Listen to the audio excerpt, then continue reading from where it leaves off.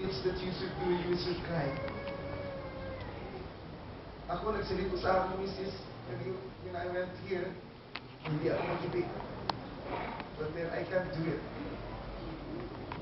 Because I know, even Tatay can clearly now, he has left great legacy for us. Being a father, na nakita naman ang sakripisyo ni Tatay, the only thing that we can pay him back is to be a good father to our kids and our children, and our grandfather, and the future generation behind us.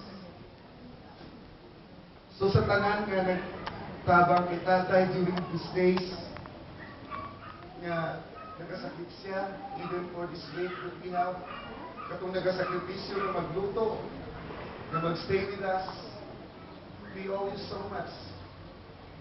And we can only say thank you, and God will always bless you for what you have done for our family. Sa namba ni Panoy, kayo na, I can summarize everything, but I can only say that we have the best tatay in the world. So kung wala naman si tatay physically with us, we'll always remember that during the times that we need him, during the times that our plans are not working, during the plans that we need something, we have a father to call upon, to lean on, to ask for advice.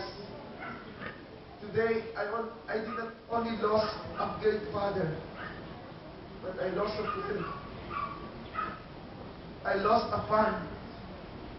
Because every time I have an activity in school, Tatay will always be there to support me. He is the one who always brought me to barbershop before my recognition day, so that I will be at my very good haircut. He is my bodyguard when I go to any places here when I'm doing my job. He is my farm administrator when I went around. So Tatay, we may not be saying you physically, but deep in our heart, you are alive forever. Until then, we'll see you in eternity. So Tanan, thank you very much. And we can say so much things about it, but we just want to say thank you.